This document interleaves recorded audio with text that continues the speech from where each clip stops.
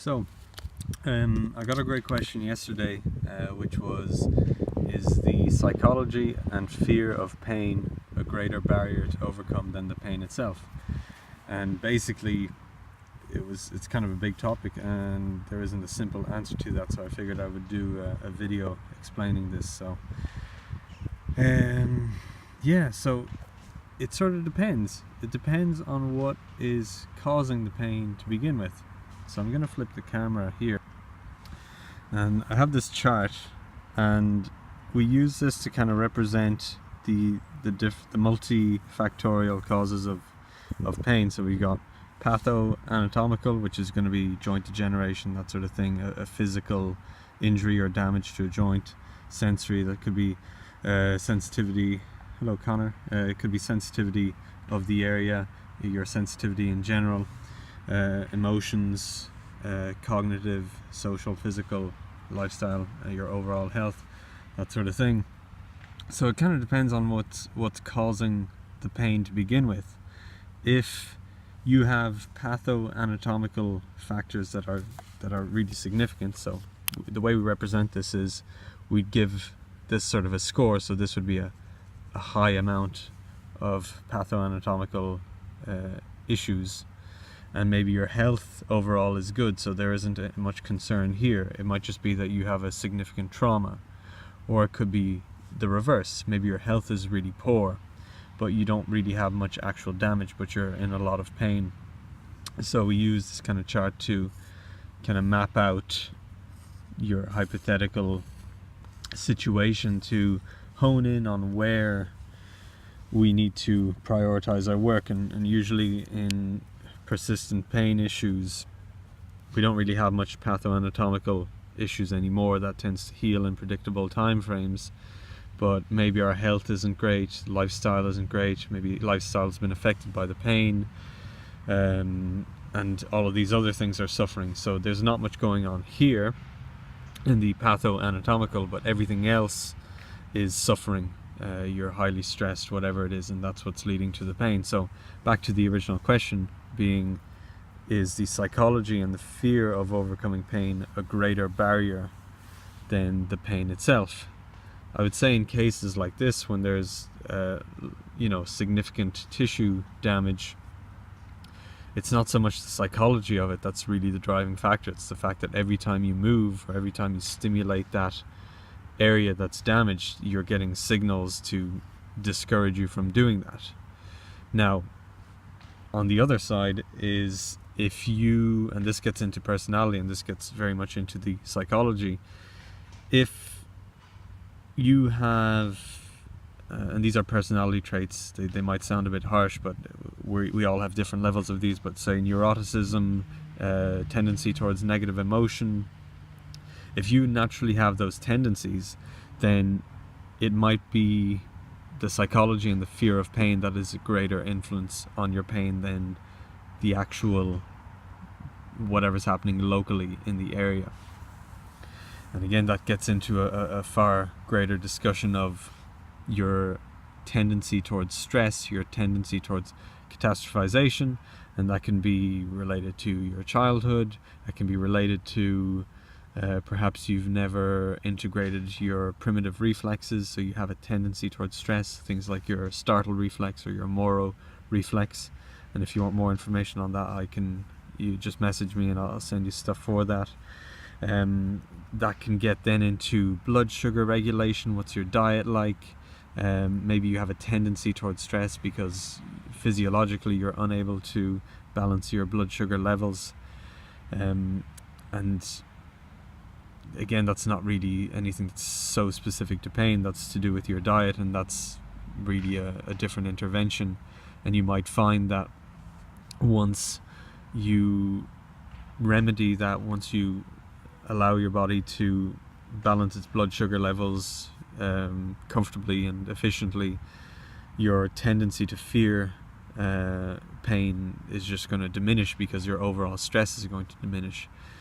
Personally, what I've found is that particularly when it's more patho-anatomical, or actually just my experience in general, is that I don't think about the pain as much and that's come from my understanding of what pain is, and that generally it's an overprotective mechanism, and you can almost kind of reason yourself out of pain sometimes when you don't force things and you give your body a bit of a chance to breathe and a bit of a chance to adapt to the demands. So what I've found is that sometimes I completely forget about pain.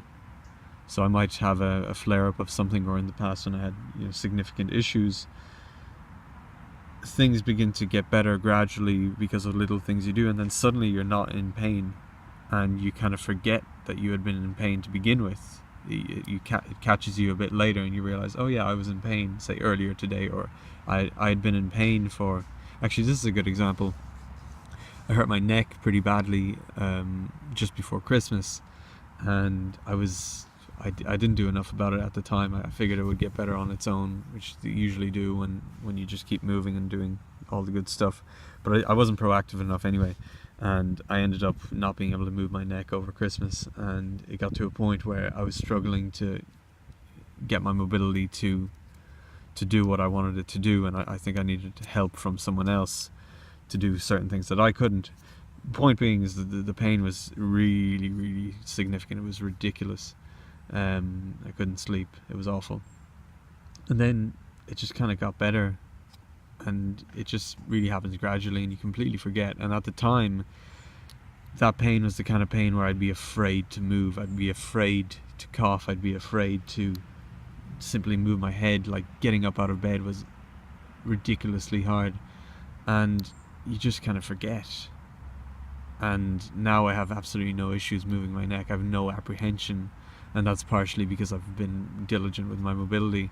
But it is kind of an individual thing. You have that tendency towards negative emotion, towards neuroticism, towards overthinking things, and what's the remedy for that?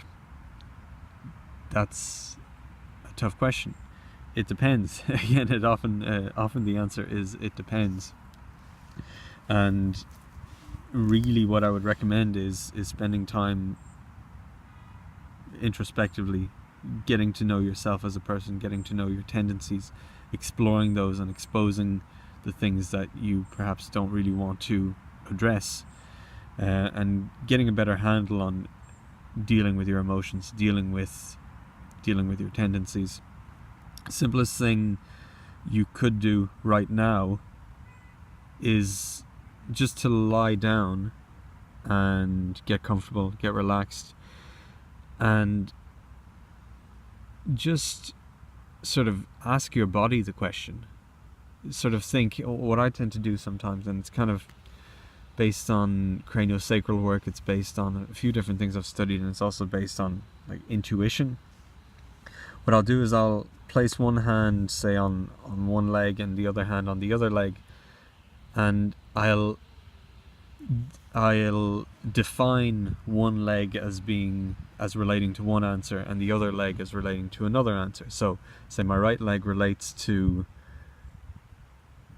the fear of pain being my biggest issue, and then the other leg will relate to the pain being the main issue. So, and then I'll just sort of ask myself what the answer is.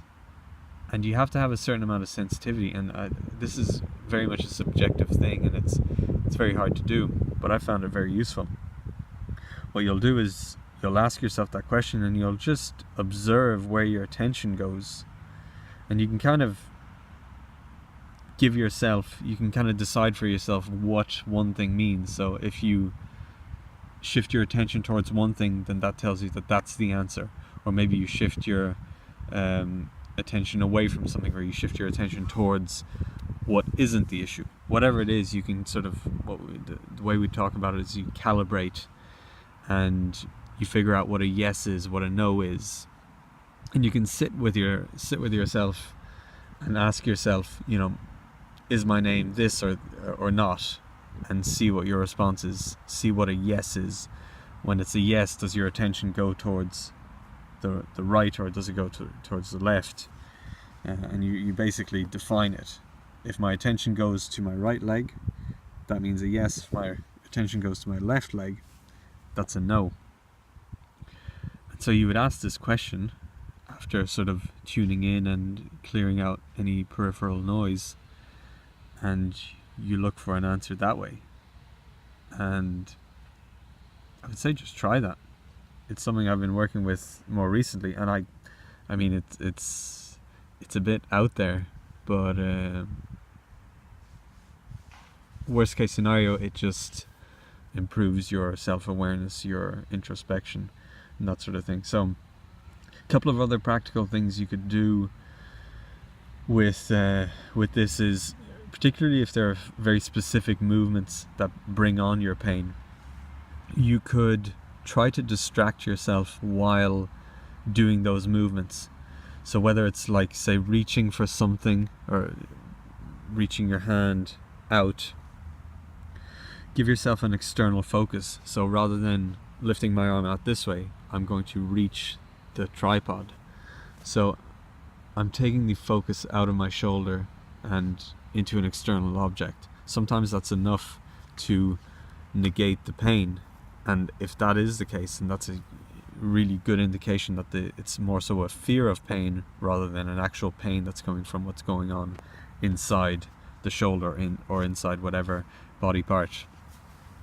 The other thing is, again, is distraction. And say it's a movement, say it's a squat, say it's whatever it is, can you put music on and dance or something and create that movement through dance? Or can you sing a song out loud and be focusing on singing that song and then perform that movement and try and perform it, without much thought and with your focus entirely on what you're doing, and whatever you're singing?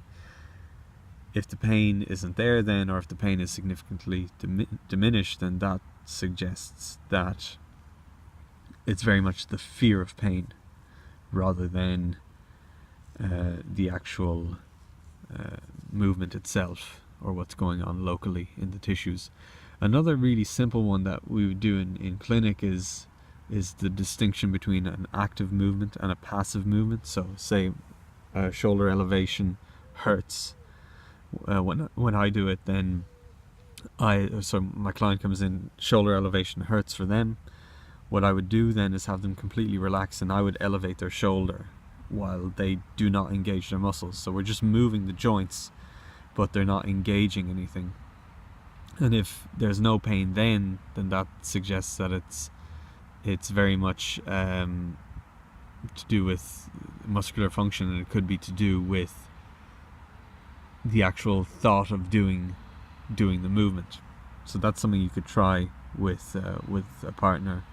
If it's a simple movement to do, say like a squat, you could lie on your back and have someone bend your knee, bring your knee up towards your chest. You do it actively, see how it feels, and then they do it passively. And the challenge here is to completely relax, and for the person doing it to be confident in moving your leg and see is there a significant difference. So I hope that sort of answers the question. Like I said, it's a tough question, and there are rarely really clear answers that we can point towards. The answer is usually it depends, and it depends on the individual, and it depends very much on what's going on here. So that's why I'm very much into introspection, into looking into these things and being an active agent in your recovery.